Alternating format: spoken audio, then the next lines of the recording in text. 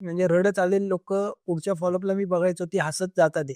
आणि तेव्हा ठरवलं की करायचं तर आयुर्वेद करायचं, नाही तर अजिबात दुसरं काही करायचं नाही. जे सर्वसामान्य आपले जे ऑडियन्स आहे हे असं धरून चालू की त्यांना काहीच माहित नाहीये. तर आता आपण कोणत्या कोणत्या आजारांवरती काम करतो? बागेवाडीकरांकडे गेल्यानंतर त्यांनी प्रश्न विचारला, तुझं सुपर स्पेशलायझेशन तुला कशात करायचं? मग तिथनं खरं ट्यूब पेटली आणि स्पाईन हा विषय निवडला मी 2008 ते 2009च्या दरम्यान. म्हणजे मणक्याचा टीबी हा काही संसर्गजन्य रोग नाहीये. हा सगळ्यांनी खरंच ही काळजी घ्या, नाही तर घरातल्या लोकांना ज्याला टीबी झाला तो डिप्रेशननीच मरून जातो. आणि खूप लोक असं म्हणतात की कुठलं पण दुखणं आहे आपण पाठीचं आणि पोटाचं येऊ नये. बरोबर आहे. असं एवढं वेदनादायक. वय वाढेल तसं पाठीला किंवा मणक्याला दुखणं येणं ठीक आहे, आपण म्हणू शकतो की झीज झाली. पण ही वयाच्या आधी झीज जी होती ना सर, ती कशामुळे होती? नक्की लाईफस्टाईल आहे का फूड हॅबिट्स आहेत? हे जर आपल्या हातावरती घेऊन एक एक बोटाने आपण जर दाताची हिरडीची खालची बाजू, आतमधली बाजू, वरची बाजू, खालची बाजू, चारी बाजूंनी जर नुसतं फिरवलं ते, तर मान पूर्ण रिलॅक्स होतो. झोपताना कसं झोपावं ह्याच्यावर खूप डिबेट आहे. पालतं झोपलं की काय म्हणतात, लहानपणी पालतं झोपलं की छाती चपटी होते, त्याला नीट झोप लागत नाही, किंवा एका अंगावर डाव्या कुशीवर झोपावं. नक्की झोपताना कसं झोपावं ज्यानं स्नायू पण बळकट राहते, आणि गरज आहे असं मला वाटते, खूप गरज आहे. मे बी कधीतरी तुम्ही स्क्रोल करत करत आमचा व्हिडिओ तुम्हाला येईल आणि तिरके बसले असाल तर सरळ उठून बसाल तर हे आमचं सक्सेस आहे. लाईक अँड कमेंट सक्सेस आम्ही मोजणार नाही. आणि जर आता तुम्ही तसा व्हिडिओ जर बघत असाल तर तुम्ही लेजंड आहे. प्लीज आता तरी व्हिडिओ बघताना त्यात बसा.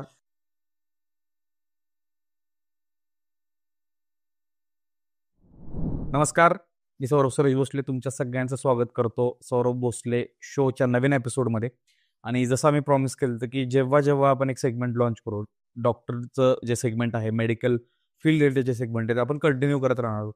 एंटरप्रेन्योरशिप असो, मेडिकल फील्ड असो, त्याबद्दल आपण सेगमेंट्स कंप्लीट करू. त्याच सेगमेंटमधील आज दुसरा सेगमेंटचा हा एपिसोड, दुसरा एपिसोड आपण घेऊन आलेलो आहे. आणि पोल टाकत असताना नेहमी मी हेच सांगतो की आम्हाला मेल्स आणि पोल्स येतात, त्यावरतीच आम्ही डिसाईड करतो टॉपिक कोणता घ्यायचा. आणि मी ज्या टॉपिकबद्दल बोलतोय त्या टॉपिकची रील तुमच्या अल्गोरिदममध्ये एकदा तरी आली असेल.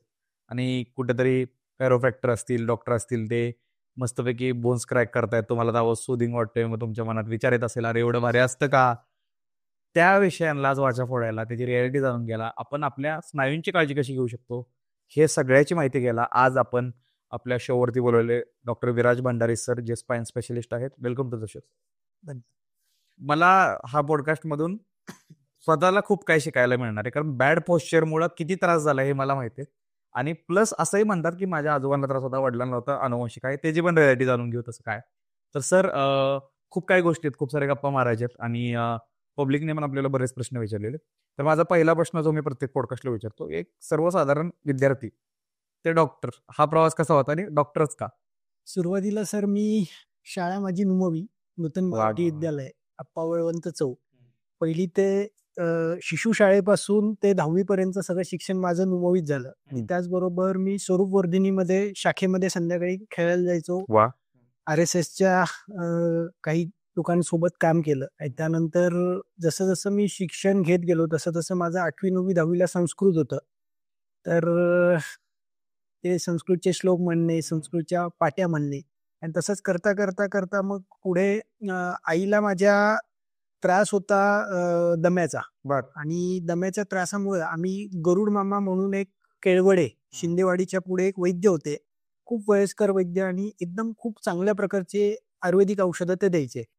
मग आईला दर वर्षी, म्हणजे मी लहानपणी 3री पासून ते 10वी पर्यंत दर 2-3 महिन्यांनी आम्ही त्या केळवडेला जायचो. गावात भोरच्या अलीकडे ते गाव आहे ऍक्च्युली. मग त्यांच्याकडनं औषधं आणायचो, बघायचं ते आयुर्वेदिक औषधं फार सुंदर प्रकारे द्यायचे. आणि मग तसं तसं 11वी 12वी झाली. 12वी नंतर माझी घरगुती आमचे मसाल्याचं फॅक्टरी आहे वडिलांची, रिकान मसाले म्हणून आमच्या वडिलांची फॅक्टरी आहे. आणि मसाल्याचं मी बरंच फॅक्टरी बघायचो. म्हणजे 8वी 9वी 10वी 11वी 12वी पर्यंत मी जवळजवळ 60-70 गावचे बाजार मी स्वतः केले. रस्त्यावरती जाऊन माल विकणं, रस्त्यावरती जाऊन लोकांपर्यंत तो माल पोहोचवणं. लोकांच्या बऱ्याच वेळा लोक म्हणायचे की अहो तुमचा माल कशावरनं आम्ही घ्यायचं, तर आम्ही लोकांच्या घरी जाऊन भाज्या करून त्यांना ती खाऊ घालायचो. आणि इथपर्यंत मी काम केलं. आणि त्यानंतर मग जसं 11वी 12वी झाली, 12वीला सायन्स घेतल्यानंतर मॅथ्स आवडत नव्हतं, मॅथ्स सोडून दिलं. आणि बायोलॉजी विषय घेऊन BSc फूड टेक्नॉलॉजी करायचं का, का डॉक्टर करायचं, असे 2 फील्ड माझ्याकडे त्यावेळेस होते. आणि मग असं वाटलं की आईचा जो त्रास बघितला तो त्रास इतका होता की मोठे मोठे ॲलोपॅथी डॉक्टरही त्याच्यावरती चांगलं औषध देऊ शकत नव्हते, कारण आम्ही खूप चांगल्या चांगल्या हॉस्पिटलमध्येही गेलो, चांगल्या मग तिथनं वाटलं की आपल्याला काहीतरी असं समाजाला द्यायचं की जेणेकरून लाखो लोकांचं कल्याण होईल. ही एक डोक्यात भावना होती. व्यवसाय अजून 4 भावंड आहेत, ते सांभाळतात आहे, आपल्याला काहीतरी वेगळं करायचंय. ही भावना तिथनं चालू झाली आणि तिथनं मी फर्स्ट इयर BMS भारतीय विद्यापीठला मला ऍडमिशन मिळालं. ते मी ऍडमिशन घेतल्यानंतर फर्स्ट इयरच्या फर्स्ट आठवड्यामध्ये वैद्य समीर जमलानी यांच्याकडे रोज संध्याकाळी 4 ते रात्री 11 वाजेपर्यंत त्यांचे पेशंट बघायला चालू केलं. फर्स्ट इयरला सर. कॉलेज झाल्यावर जायचं तुम्ही? कॉलेज झाल्यानंतर फर्स्ट इयरला मी त्यांच्याकडे चालू केलं आणि त्या फर्स्ट इयरमध्ये मला इतकं डीप आयुर्वेदाचं नॉलेज त्यांच्याकडनं मिळालं. म्हणजे वनस्पती बघायला त्यांनी जंगलात घेऊन जायचे मला. दर महिन्यातनं 2 महिन्यातनं त्यांच्यासोबत वनस्पती कलेक्शनला जाणे. सकाळी पहाटे 5ला उठायचं आणि ती वनस्पती घेऊन यायच्या आणि त्या वनस्पती आणून त्याच्यावरती प्रक्रिया करणं, त्याचे अर्क बनवणं, वेगवेगळी औषधं निर्माण करणं, अशी आवड निर्माण झाली. आणि ते बघितल्यानंतर सरांकडे एक 50-50, 100-100 पेशंटची लाईन असायची आणि लोक फार म्हणजे रडत आलेले लोक पुढच्या फॉलोअपला मी बघायचो, ती हसत जातात. तेव्हा ठरवलं की करायचं तर आयुर्वेद करायचं, नाही तर अजिबात दुसरं काही करायचं नाही. एक तर आयुर्वेद नाही तर मसाला, असे 2 ऑप्शन मनात ठेवले होते. आणि मग जसं जसं माझं BMS संपत आलं तसं तसं मी वेगवेगळ्या वैद्यांकडे, जवळजवळ 150 वैद्यांकडे मी कामं केली. कुणाकडे 2 दिवस, कुणाकडे 5 दिवस, कुणाकडे 10 दिवस. कारण पुण्यामध्ये जर बघितलं तर जसं नानल परंपरा एक आहे, त्यांच्याकडे काही दिवस गेलो. पेंडसे परंपरा आहे, त्यांच्याकडे काही दिवस. किरण मुंडे म्हणून आहेत, त्यांच्याकडे काही दिवस. वैद्य जातेगावकर, जुवेकर सर, अशा वेगवेगळ्या वैद्यांकडे. वैद्य अशोक भटांच्या मिसेस आहेत, अरुंधती भट, त्यांच्याकडे नाडी चिकित्सा शिकायला गेलो. आणि नाडी वसंत लाड अमेरिकेत असतात, 4 महिने पुण्यात येतात ते. गणपतीच्या काळामध्ये त्यांनी अमेरिकेत आयुर्वेदिक कॉलेज चालू केलंय, त्यांच्याकडे नाडी शिकायला मी गेलो. तसंच वेगवेगळ्या आयुर्वेदिक वैद्यांकडे ज्यांच्याकडे चांगल्या प्रकारची नाडी आहे अशा लोकांकडे जाऊन नाडी शिकणं. मग एक योगीनाथ महाराज भेटले, त्यांनी मला नाडी शिकवली. आणि नाडी शिकल्यानंतर मी वनस्पती बघण्यासाठी आणि शिकण्यासाठी गुराखी लोक जी आहेत, गुराखी लोक म्हणजे ज्या लोकांना धड लिहिता येत नाही, वाचता येत नाही, पण ते लोकांना आयुर्वेदिक औषधाचा किंवा वनस्पतींचा तुफान अभ्यास. आणि त्या काळामध्ये मला आठवतंय सेकंड इयरला गव्हर्नमेंटनी डाटाबेस ऑफ इंडिया नावाचं एक 10 पुस्तकांचं एक मोठं, म्हणजे 10 पुस्तकं छापली होती. आणि त्यात वनस्पतीचे फोटोग्राफ, त्याचं लॅटिन नेम, सायंटिफिक नेम, कुठे त्याचे रिसर्च चालू आहे जगभरात, त्याचं लिहिलेली पुस्तकं गव्हर्नमेंटने छापली. ती 10च्या 10 पुस्तकं. ती काय माझ्या शालेय अभ्यासाचा क्रम नव्हता, पण मी ती सगळी विकत घेतली. आणि मी जेव्हा त्या लायब्ररीमध्ये गेलो, ते एरंडवणीला लायब्ररी आहे कमिसच्या मागे, ते म्हणले तू विद्यार्थी, तुला कशाला हे पाहिजे. म्हणजे त्यांनी पहिला प्रश्न केला की अरे हे कोणी घ्यायला येत नाही, हे लायब्ररीचेच लोक घेतात फक्त, हे पुस्तक कोणी घेत नाही. नाही म्हणलं मला पाहिजे ते. कारण मला जमदाग्नी सरांनी एक चांगली माझ्या आयुष्यात आवड लावली ती पुस्तकांची. माझ्या घरात जवळजवळ नाही म्हणलं तर 3-3.5 पुस्तकं आहे. मग ती रिलेटेड माझं आयुर्वेद आहे, रिलेटेड स्पाईन, रिलेटेड क्रायरोप्रॅक्टर, अशी जसं तो प्रवास माझा होत होता ना, मी वेगवेगळ्या खेडेगावात जायचो आणि 100-200 रुपये त्या गुराख्याला द्यायचो आणि मला तू वनस्पती दाखव. ती पुस्तकं मी सगळी माझ्या सॅकमध्ये घेऊन जायचो आणि बघायचो त्यांनी ते खरं सांगितलंय का खोटं आहे का, ते परत मी 10 लोकांना विचारायचो. आणि अशा कमीत कमी 500 ते 1000 वनस्पतीचा अभ्यास त्याच्यामुळे माझा झाला. त्यानंतर मग पुढे पंचकर्म शिकण्यासाठी मी नाना जोशी धुळ्याला गेलो आणि कोट्टकलला केरळला गेलो. 3 महिने मी केरळला थांबलो, सगळी पंचकर्म शिकलो. आणि ती शिकून आल्यानंतर मग आता पुण्यात बागेवाडीकरांकडे काही दिवस गेलो. त्यानंतर ते म्हणाले की तुला तर आता तू आयुर्वेदातलं सगळं बघितलंय, म्हणजे रसशास्त्र बघितलं, हर्बल ड्रग देणारे बघितले, पंचकर्म प्रॅक्टिस करणारे बघितले, आता तुझ्या आयुष्यात तुला काय करायचं, तुझा जन्म कशासाठी झालाय. मग तिथनं रात्री आल्यानंतर 2-3 दिवस काही झोप लागली नाही, काय तर आपल्याला करायचं काय. मग मी त्या काळात ऍक्च्युली मी प्रॅक्टिस माझ्या सेकंड इयरला सर चालू केली होती. कारण मला फर्स्ट इयरला जमादाग्नी सरांकडे जे एक्सपोजर मिळालं ना, त्याच्यामुळे मी सेकंड इयरला प्रत्येक खेडेगावात जायचो आणि त्यांना औषधं द्यायचो फुकट. काही नाही, मग औषधं तिथली घ्यायची, तोडायची, त्याचे कल्प बनवायचे, त्याचा काढा कल्क बनव, त्यातली काही औषधं बनव आणि ती फुकट लोकांना वाटायची. त्यामुळं काही खेडेगावात असं झालं की मी येणार म्हणलं की 50-50, 70-70 लोकांची लाईन लागायची खेडेगावात. आणि मी ते माझ्या आयुष्यात खूप प्रकारे केलं आणि खूप मजा माझ्या आयुष्यात त्याच्यामुळे आली, की मला एक वापरता आलं, की हे औषध खरंच काम करतं का नाही? हो. हा एक माझ्या जीवनातला आहे. मी त्याच्यावरती मग डीप स्टडी करणं, प्रत्येक आजाराचा माझा त्याच्यामुळे अभ्यास झाला.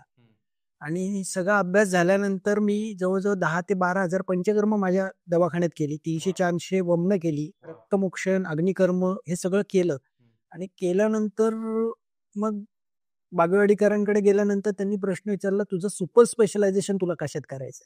मग तिथनं खरं ट्यूब पेटली आणि स्पाईन हा विषय निवडला मी 2008 ते 2009च्या दरम्यान. बर. आणि 2009ला मग मी स्पाईन निवडल्यानंतर आता स्पाईन मध्ये काय करायचं, तर पहिलं स्किन डिसऑर्डर घेतला. स्किन डिसऑर्डर मध्ये सोरियासिस निवडला. सोरियासिस आणि स्पाईन असे 2000 निवडल्यानंतर सोरियासिसला रिऑकरन्स आहे, म्हणजे वारंवार ते होऊ शकतं. तर माझ्या आयुष्यामध्ये माझे विचार असे होते की आपण जर एखाद्याचा 1 रुपया घेतलाय तर त्याला 1 लाख रुपयाची सर्व्हिस दिली पाहिजे. हा माझ्या जीवनाचं एम होतं. पण टीव्ही आणला तर बिघडत नाही, मोबाईल घेतला तर तो लगेच तर बिघडत नाही, आपला पैसे पूर्ण त्याचे आपण हे करतो. तर मग असा विचार केल्यानंतर सोरियासिसचे आपण पैसे घेतो पण रिऑकरन्स येतो, म्हणून मी त्या आजाराला मग फुली मारली आणि स्पाईनकडे बघायला सुरुवात केली. आणि स्पाईनकडे बघायला सुरुवात केल्यानंतर जेवढे हाडवैद्य आहेत पुण्याच्या पेरिफेरीमध्ये, जसं उत्तमनगरला लहू पवार आहेत, परत जामदार म्हणून बारामतीत आहेत, मंचरला काही हाडवैद्य आहेत, शिरूरमध्ये काही हाडवैद्य आहेत. सगळ्या महाराष्ट्रातले जेवढे हाडवैद्य आहेत त्यांच्याकडे मी दर रविवारी कमीत कमी एका हाडवैद्याकडे 30 ते 35 वेळा मी जाऊन दिवसभर थांबायचो, बघायचो. आणि त्याच्यानंतर मग मी केरळला गेलो, त्रिशूरमध्ये, आणि तिथे मी एका हाडवैद्यांकडे मणके बसवणं शिकून आलो. तिथनं माझ्या जीवनाला कलाटणी मिळाली आणि तिथनं आल्यानंतर पुण्यात मी चालू केली प्रॅक्टिस. किती वर्ष झाले आज त्या गोष्टीला? 2010ला चालू केल्यानंतर लक्षात आलं की यांच्याकडे गर्दी जी आहे ती पिढी जात आहे, पण परत तो सेम पेशंट मला तिथे बघायला नाही मिळाला, कारण मी रविवार टू रविवार जायचो. मग मी पुण्यात आल्यानंतर तशा प्रकारचं मणके ओढून बसवणं, तशा प्रकारचे हाडवैद्यांप्रमाणे सगळ्या प्रक्रिया, क्रायरोप्रॅक्टर किंवा हाडवैद्य मणके जे सरकले त्याला ओढून बसवणं हे चालू केलं. चालू केल्यानंतर मला कळलं की अजून काहीतरी शिकायला पाहिजे, किंवा तो पेशंट जो आहे त्याला बरं व्हायला कालावधी दीर्घ लागतोय, मग आपल्याला फास्ट रिकव्हरीसाठी काय करायचं. मग ते लोक काय हाडवैद्य एक्सरे बघत नव्हते. मग आपल्याला लोकांना तर समजून सांगितलं पाहिजे, आज जो काही समाज आपल्याकडे येतो तो सुशिक्षित येतोय, त्याला गरज आहे. मग मी एक्सरेचे वेगवेगळे कोर्सेस करायचा प्रयत्न केला. तर भारतामध्ये मला काही कोर्सेस मिळाले. मी चायनाला गेलो. चायनाला मी एक 8 दिवस राहिलो. 8 दिवस मी तिथे गॉन्स्टेड क्रायोप्रॅक्टरचा कोर्स आणि एक्सरेचा कोर्स केला. तिथे एकेका पेशंटचे 40 एक्सरे काढून त्याचा अभ्यास करून सकाळी 7 वाजल्यापासून रात्री 11 ते 12:30 पर्यंत तो कोर्स चालायचा. 130 मजली हॉस्पिटल होतं. 130 मजली आहे. माझा कोर्स 130व्या मजल्यावर होता. मोजून 8 सेकंदात मी वरती पोचायचो, एवढी फास्ट लिफ्ट होती ती. मग तिथे मी राहिलो. तिथे सगळं शांघायमध्ये ते शिकलो. आणि ते तशा प्रकारची गॉन्स्टेड पॅरल स्केल, एक स्केल आहे, त्या स्केल वापरून ते एक्सरे मेजरमेंट केले जातात एकदम मायन्यूट लेवलला, की नक्की मणका उजवीकडे सरकलाय, डावीकडे सरकलाय, पुढे गेलाय, मागे गेलाय, हे सगळं शिकून आलो. त्या प्रकारचं परत मी जसं वापरायला लागलो तर रिझल्ट खतरनाक यायला लागले. खतरनाक म्हणजे फर्स्ट डे पेशंट सांगायला लागलं की डॉक्टर काय जादूगिरी आहे, तुमचा हात देवी हात आहे, असे लोकांचे कमेंट्स यायला लागले. मग त्यातनं मला अजून भरारी आली. मग मी अजून क्रायोप्रॅक्टरचे 13-14 कोर्सेस केले. पोलंड, युरोप, रशिया, चायना, आणि त्यातले सगळे क्रायोप्रॅक्टर इंडियामध्ये शिकवायला येत होते, दिल्लीमध्ये. अशा दिल्लीमध्ये माझे जवळजवळ एक 70 ते 75 फ्लाय त्यासाठी झाले. दर 3-4 महिन्यांनी मी दिल्लीला जायचो आणि ते 3-4-5 दिवस शिकायचो, पुण्यात येऊन ते वापरायचो. मग क्रायोप्रॅक्टर शिकल्यानंतर कळालं की अरे 6 सेशन दिले, 8 सेशन दिले, तर काही प्रमाणात काही पेशंटला रिऑकरन्स आहे, काही पेशंट ॲक्यूट कंडिशनचे बरे होतात आहे. पण जिथे गादी बाहेर आली आहे, नस चोकअप आहे, चकती सरकली, तिथे पेशंटला फारसा फरक नाही पडते. मग मी विचार केला की आता काय. मग त्याच्यानंतर मी अख्ख्या भारताच्या बाहेर जेवढ्या कंट्रीज आहे त्या काळात फेसबुक फार जोरात होतं. 2013-14 बरोबर. मी तुम्हाला सांगतो. हो. रात्री माझा दवाखाना संपला, 9 वाजता दवाखाना संपल्यानंतर मी रात्रीच्याला जेवण करायचो आणि जेवण झाल्यानंतर रात्री 10 ते 2 वाजेपर्यंत ऑल ओव्हर कंट्रीमध्ये जेवढ्या कंट्रीज आहेत त्या सगळ्या कंट्रींची स्पाईनसाठी काय करतात, अमेरिकेत स्पाईनसाठी विदाऊट ऑपरेशन काय करतात ते, इंग्लंडमध्ये काय करतात ते, चायनामध्ये काय करतात ते, मलेशियात काय करतात ते, असं सगळ्या कंट्र्यांमध्ये मी फेसबुकला बघायचो. आणि जी लोक काम करतात त्यांना फेसबुकला मेसेंजरला हाय करणं बाबा. मग तिथनं बरंच मटेरियल मला मिळायचं, पुस्तकं बरीच मला मिळाली त्यातनं. आणि बरेच कोर्सेस, काही कोर्सेस इंडियात आणले मी सुद्धा. आणि त्या लोकांना दिल्लीमध्ये बोलवलं. माझे काही मित्र आहेत 30-40, ते आम्ही सगळे एकत्र मिळून एक कोर्स होता रॉल्फिंग स्ट्रक्चरल इंटिग्रेशन. कोर्सची फी होती 1.5 करोड रुपये पर स्टुडंट. मग आम्ही सांगितलं त्या युनिव्हर्सिटीला एवढी आमची पॉसिबिलिटी नाही की आम्ही तिथं येऊ अमेरिकेत, आणि माझी घरची परिस्थिती तेवढी हे नव्हती की मी 1.5 करोड रुपये खर्च करेल आफ्टर BMS. मग मी त्यावेळेस त्यांना सांगितलं की तुम्ही दिल्लीमध्ये कोर्स अरेंज करा, आम्ही तुम्हाला 1.5 करोड रुपये 25 विद्यार्थ्यांमध्ये देतो. आणि ते मान्य झालंय. आणि त्यांनी मान्य झाल्यानंतर तो कोर्स आमचा तिथे झाला. आणि तो कोर्स जवळजवळ माझा 5 वर्ष दर 6 महिन्यांनी 5 दिवस दिल्लीमध्ये असा चालला. आणि त्याच्यामध्ये मला पोश्चर करेक्शन, जे काही पोश्चर तुमचं मिसअलाइन आहे, मसल मिसअलाइन आहे, फेशिया एकदम आतमध्ये मसलचे गाठी झालेल्या आहेत, फेशियाच्या गाठी झाल्या आहेत, कंबर वाकडी झाली आहे, हे सगळं सरळ करण्याचं एक भारी टेक्निक मला त्या 5 वर्षामध्ये मिळालं. आणि आपण जे आज उभे आहोत ते ग्रॅव्हिटीमुळे. आणि त्या ईडर ऑफ नावाच्या त्या लेडीजनी, शी गॉट अ PhD, आणि तिने इन माणसाचं बायोमेकॅनिक्स, आज माणूस उभा कसा राहतो, कुठल्या ग्रॅव्हिटीमुळे उभा राहतोय, त्याची लाईन कुठली बिघडली, कुठली मसल लाईन, कुठली फेशियल लाईन बिघडल्यामुळे तो पुढे झुकलाय, उजवीकडे डावीकडे, ह्याच्यावर तिने जबरदस्त अभ्यास केला. आणि ती इंडियामध्ये मर्मचिकित्सा शिकून गेली होती. बघा, तिच्या पुस्तकात हे वर्णन आहे. आणि तिच्या स्वतः इंडियामध्ये मी या काही गोष्टी यातल्या शिकल्या, आणि त्या ऍड ऑन मी माझ्या तिथे केलेल्या आहेत माझ्या कोर्समध्ये. म्हणजे इंडियाचं शास्त्र हे खूप प्रघात होतं, पण काळानुसार किंवा गुरुपरंपरेमुळे त्या गुरुपरंपरा खुटल्या आणि त्यातनं अधोगती आपल्या शिक्षणाला झाली. तसं मग मी त्यांच्याकडे त्या गोष्टी बऱ्याच शिकलो. आणि त्या शिकल्यानंतर माझं ते वापरायला सुरुवात केली इंडियामध्ये. आणि जबरदस्त रिझल्ट, क्रायोबॅक्टर, स्ट्रक्चरल इंटिग्रेशन या 2 ट्रीटमेंट दिल्यानंतर अमेझिंग रिझल्ट यायला लागले. म्हणजे लोक असं होत होतं की वाकडं झालेलं एखादं स्ट्रक्चर आहे, मलाच माहित नव्हतं ती एका सेशननी ते सरळ होते. म्हणजे मी प्रॅक्टिस करून करून करून ह्या गोष्टी मला आता समजल्या की एकदम एखादी स्त्री आलेली आहे, पूर्ण तिरकी झाली आहे, कंबर तिरकी झाली, तिला 2 पावलं चालता येत नाही, ट्रीटमेंट दिली, ती 2 किलोमीटर चालायला, की जी 1.5 वर्ष चाललेलीच नव्हती. म्हणजे ह्या गोष्टी सर मला माझ्या अभ्यासाने आणि जे काही पेशंट माझ्याकडे आले समर्पणाने, कारण तुम्ही हे जे शिक्षण सांगताय ना, आमचे 4 कॅमेरा प्लस मी कॉमॅत गेलो, आम्हाला इथं BBA करताना, सायकोलॉजी करताना घाम फुटला, मी एवढे कोर्सेस केले, हे समर्पण आहे. तुम्हाला जाणून घ्यायचं होतं की एक मला जाणवलं ते मी सांगतो की तुम्हाला जो रिऑकरन्स होता ना त्यावरती मात करायची होती, की जे लोक सतत येत आहेत. म्हणजे यातून दिसतं की डॉक्टर कसा असावा, तर असा असावा की त्याचं समर्पण आहे पेशंटप्रती, की त्याला सोल्युशन मिळावं त्या गोष्टीतून. आणि आता जवळजवळ प्रॅक्टिसला किती वर्ष झाले तुमच्या? 19 वर्ष झाले. वाव. तर आता जे सर्वसामान्य आपले जे ऑडियन्स आहे, हे असं धरून चालू की त्यांना काहीच माहित नाहीये, तर आता आपण कोणत्या कोणत्या आजारांवरती काम करतो? आता आपण सर स्लिप डिस्क, सायटिका, ज्यांच्या गाद्या बाहेर आलेल्या आहेत, गाद्या 2 मणक्यातली डिस्क ही अंतर कमी झालं किंवा झटका बसला, क्विक सडन ऑफ, आणि त्याच्यानंतर त्यांची पाठ रोज सकाळी उठल्यानंतर आखडते, जिथे पाठ आखडते ना तिथे त्या लोकांनी ट्रीटमेंट घ्यायलाच पाहिजे. हे सिम्पटम आहे. मग पहिलं सिम्पटम, सगळ्यात पहिलं डोक्याची घंटा आम्ही त्याला म्हणतो, की जिथे पाठ सकाळी सकाळी उठल्यानंतर रोज अवघडते अर्धा तास 1 तास, तिथे 100% ही गादी बाहेर आली. ज्यांची गादी बाहेर आली, जर MRI मध्ये ज्यांचं डिस्क हर्निएशन आहे, डिस्क पोट्रुजन आहे, डिस्क जी आहे ती काळी पडते, किंवा मराठी भाषेत तिथल्या जो व्हाईट ड्युरा मॅटर आहे तो पूर्णपणे नष्ट होतो आणि गादी ही बाहेर पडते, तिथे मुंग्या लागतात, 2 पावलं चाललं की बसावं लागतं, 5 मिनिटं चाललं की बसावं लागतं, पायाला झरा झरा मुंग्या येतात, पाय जड होतो, बधीर होतो, अशा प्रकारचे जे पेशंट आहेत, sciatica, slip disc, disc herniation, disc protrusion, ज्यांच्या MRI मध्ये असं लिहिलेलं आहे आणि ज्यांना ॲलोपॅथी डॉक्टरांनी ऑपरेशन सांगितलंय, असे आतापर्यंत माझ्याकडे 20,000 लोक विदाऊट ऑपरेशन बरे झाले.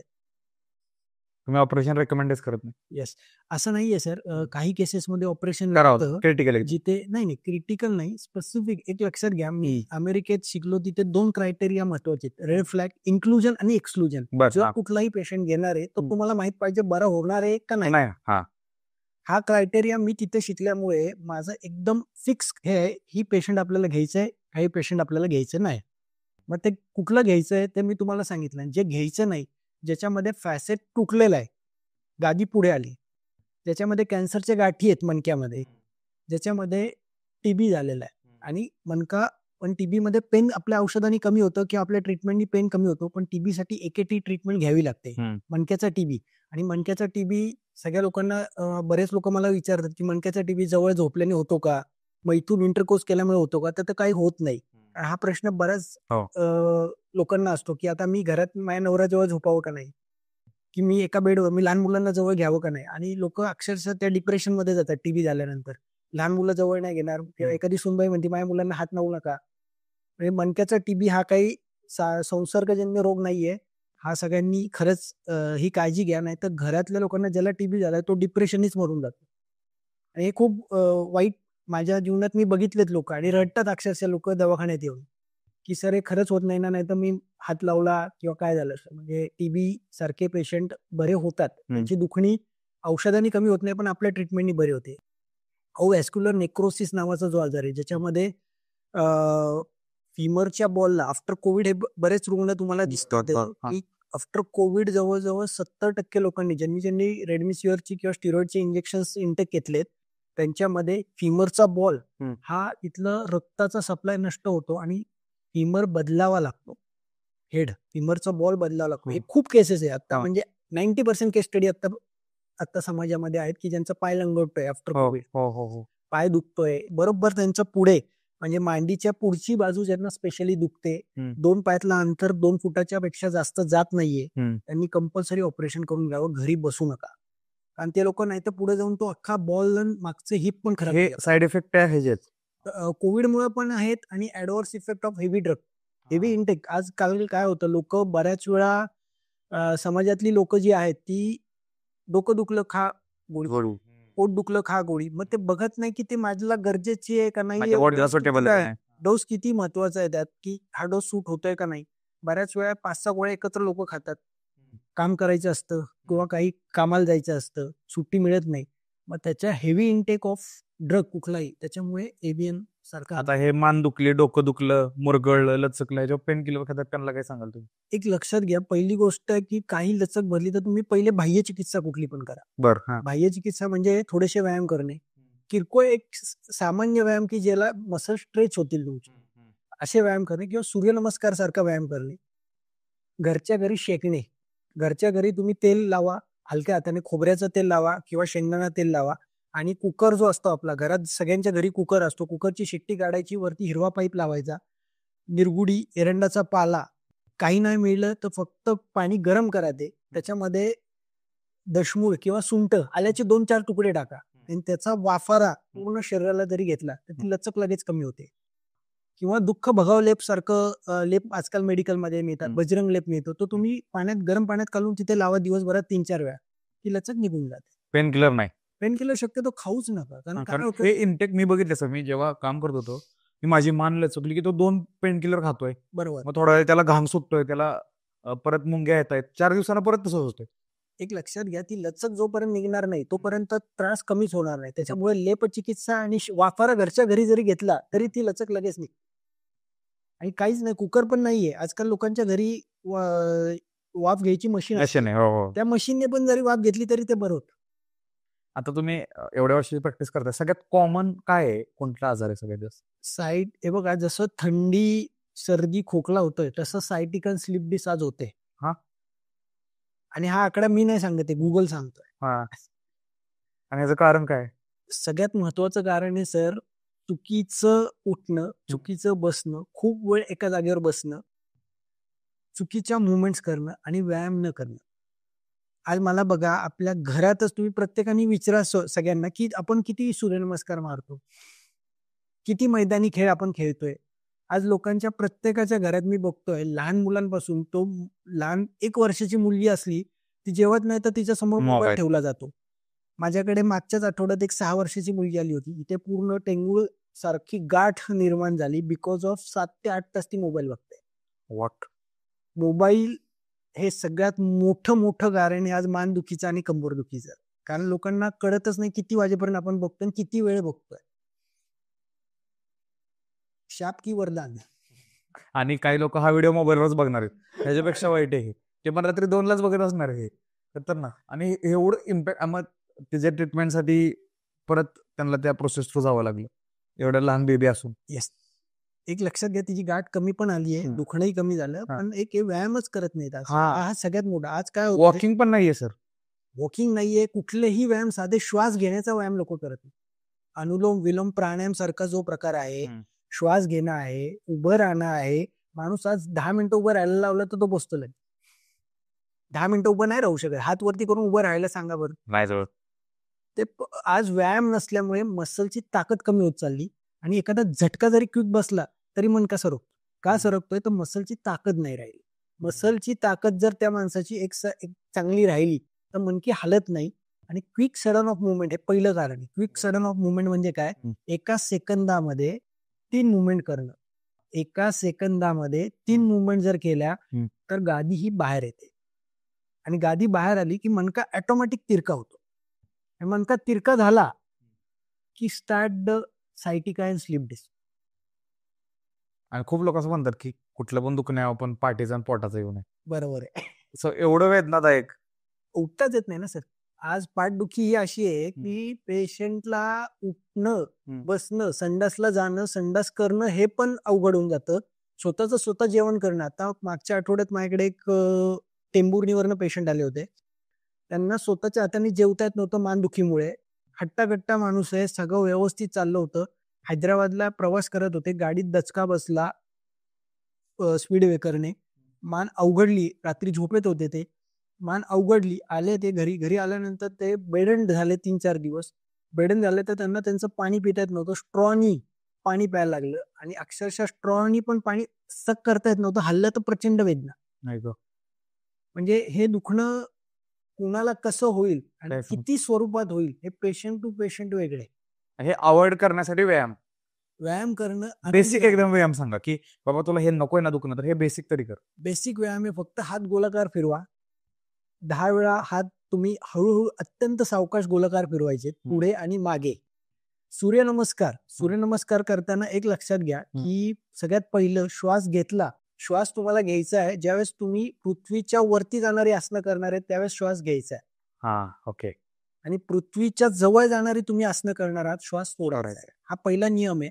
आणि ते करत असताना तुम्ही सूर्यनमस्कारच्या ज्या 12 पोजेस आहेत, पहिला हाताचा नमस्कार, दुसरं परिवृत्त उत्तानासन म्हणजे बॅकवर्ड बेंडिंग, उत्तानासन पुढे वाकणे, एक पाय पुढे, ही सूर्य नमस्काराची जी पद्धत आहे ती 12 पद्धतीमध्ये 30 सेकंद जर आपण थांबलो तर आपल्याला आपल्या आयुष्यात होणारे भावी जीवनातले सगळे आजार हे कमी होत जातील. वा.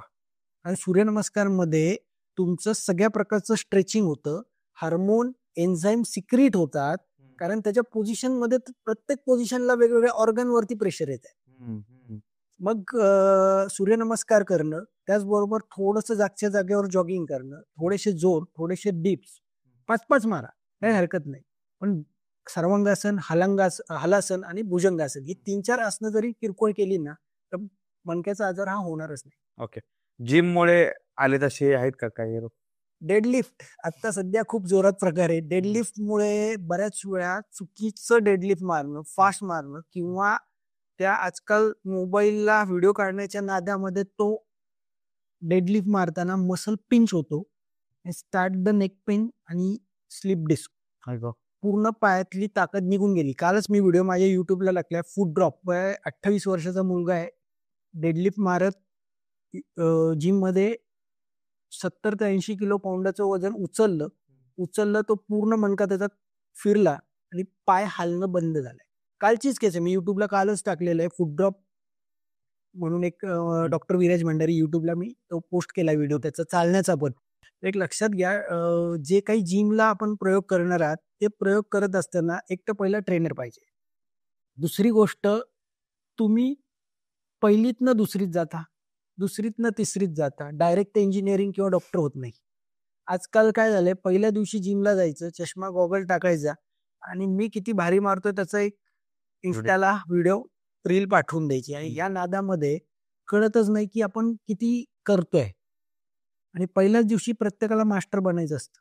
तर तसं करायचं नाही. अतिसाहस हे आयुर्वेदाने प्रज्ञापरात सांगितलं. प्रज्ञापरात म्हणजे चुका. या चुका करू नका, अतिसाहस करू नका. तुम्ही स्टेप बाय स्टेप जावा ना. जिम मध्ये गेलात ना, व्यायामाचं स्टेप बाय स्टेप जर केलं तर मणक्याचा काय दुसरे कुठले आजार होणार नाही. पण तुम्ही स्टेप बाय स्टेप नाही जाणार आहे, जोरात करणार आहात, चुकीचं वग्रसली करणार आहात, your muscle power is down. मग कुठला तरी बोन, कुठला तरी लिगामेंट, कुठला तरी स्नायूची इंजुरी होते. बऱ्याच वेळा मेनिस्कस टियर, गुडघ्याचे टियर होतात जिम मध्ये सगळ्यात जास्त. त्याचबरोबर कमरेच्या गाद्या बाहेर येतात, स्लिप डिस्कचा आजार, फ्रॅक्चर होणं, हेवी वेट उचलल्यामुळे, हे खूप प्रकार आज समाजात बघायला मिळतात. मी जेवढे प्रश्न काढले ते 3 पण कव्हर झाले. मला असं वाटतं याला ऐकवत राहो, कारण हे बेसिक एवढ्या गोष्टी आहेत, हे सर्वांना माहित पाहिजे आणि हे माहित नाहीये. आणि आपल्याला आयुर्वेदाचं, मी जेव्हा आयुर्वेदाबद्दल ज्या डॉक्टरांकडून ऐकले त्याबद्दल एवढं फॅसिनेशन येतं की आपला भारत देश किती प्रगत होता, आपण विनाकारण दुसरी गोष्टींकडे गेलो, परत फिरून इथंच येतोय. तर मला अजून 2-3 व्हरायटी ऑफ क्वेश्चन्स आहेत. त्यामध्ये सगळ्यात पहिला प्रश्न की वय वाढेल तसं पाठीला किंवा मणक्याला दुखणं येणं ठीक आहे, आपण म्हणू शकतो की झीज झाली, पण ही वयाच्या आधी झीज जी होती ना सर, ही कशामुळे होती? नक्की लाईफस्टाईल आहे का फूड हॅबिट्स आहेत? दोन्ही गोष्टी आहेत. पहिली गोष्ट सर, फूड हॅबिट आज जर बघायला गेलात तुम्ही, तर लोक आजकाल मीठ टाकलेले पदार्थ एक्सेसिव्ह खातात आहे. ओके. एक्सेसिव्ह मीठ, वर्ण मीठ भरपूर प्रमाणात घेणं, तिखट पदार्थ जास्त प्रमाणात घेणं, चमचमीत पदार्थ जास्त प्रमाणात घेणं. आणि आज बघा तुम्ही, हॉटेल लाईन ही वाढत चालली आहे. पूर्वी आज तुमचे वडील किंवा त्यांचे वडील गावाकडनं आले तरी पुण्यात येताना ते डबा घेऊन यायचे. आज गल्लोगल्ली हॉटेल झालेत. आपल्यालाच माहित नसतं त्या हॉटेलमध्ये केलेली भाजी किती दिवसाची आहे. बऱ्याच वेळा ग्रेव्ही 1-1 महिन्याची, 15-15 दिवसाची किंवा 3-3 महिन्याची पण ग्रेव्ही जर आपल्याला त्यांनी खायला दिली, त्यातनं अपचन, अजीर्ण, आणि ते आम पचायला कमीत कमी कधी कधी ते अन्न पचायला 72 दिवसापासून 3-3 महिने लागतात. 72 दिवस, 75 दिवस तो आम पचायला जातो.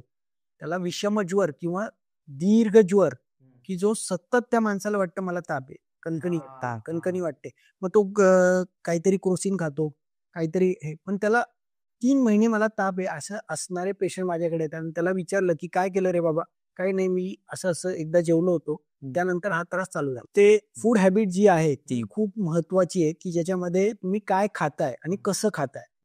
एक लक्षात घ्या, आयुर्वेद शास्त्रामध्ये सांगितले, भूक लागल्यानंतर जेवण करा. भूक लागल्यानंतर जेवण करा. जेवण किती वेळा करा? तर 2 वेळा करा. एकदा जेवतो तो योगी, 2दा जेवतो तो भोगी, आणि 3 वेळा जेवतो तो रोगी.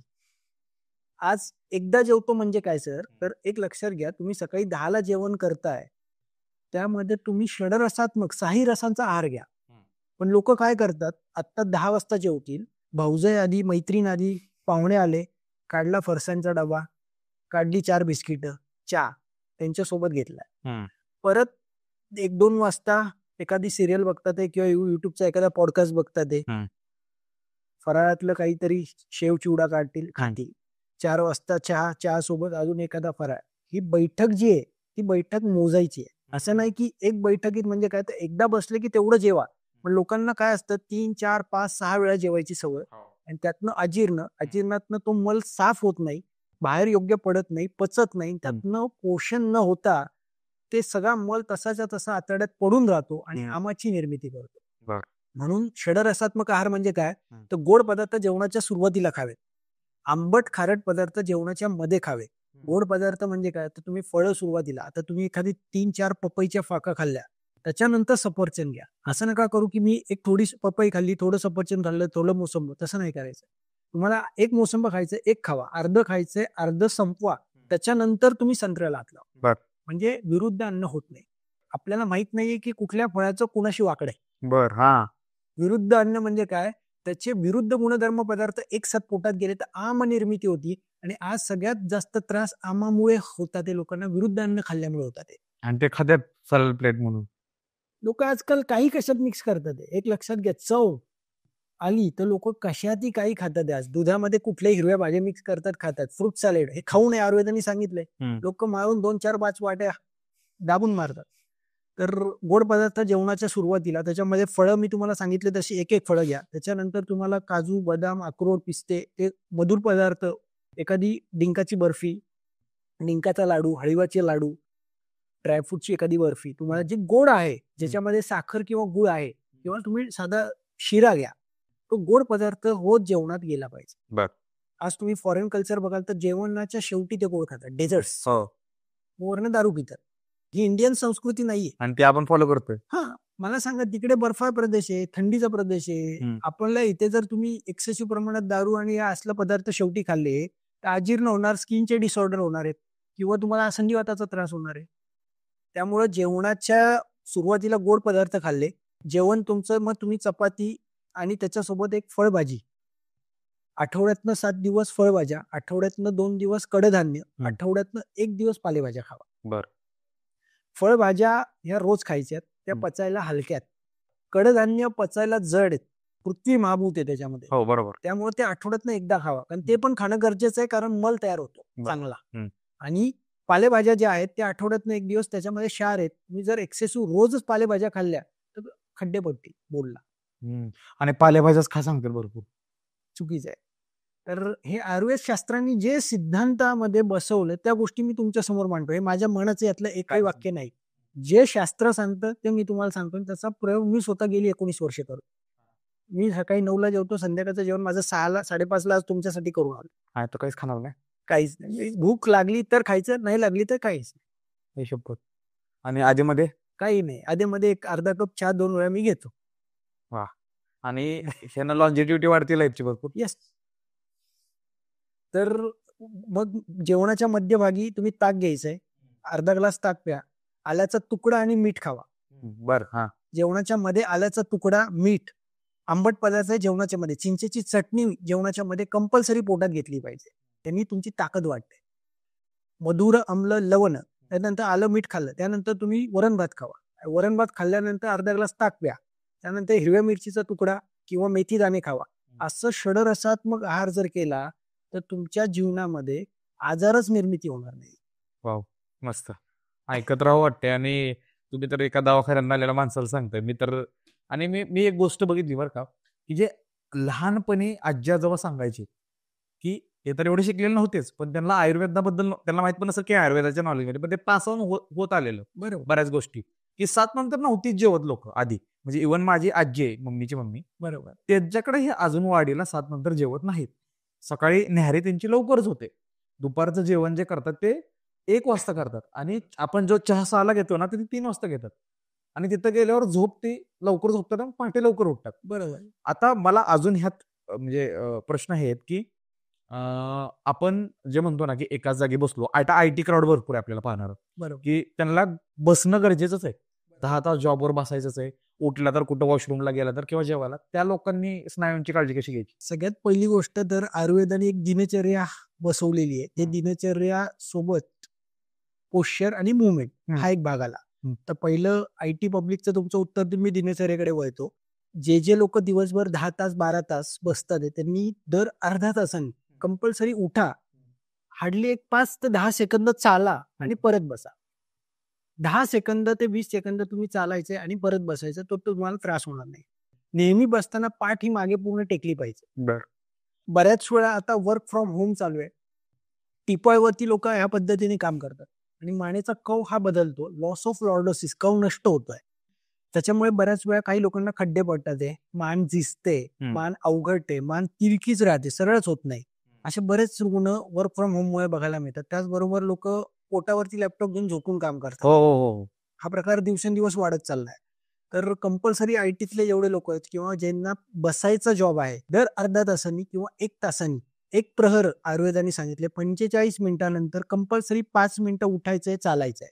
जे लोक प्रवास करणार आहात रेल्वेमध्ये किंवा विमानामध्ये, मधल्या पॅसेजमध्ये 5 मिनिटं चालायचे दर 1 तासाने.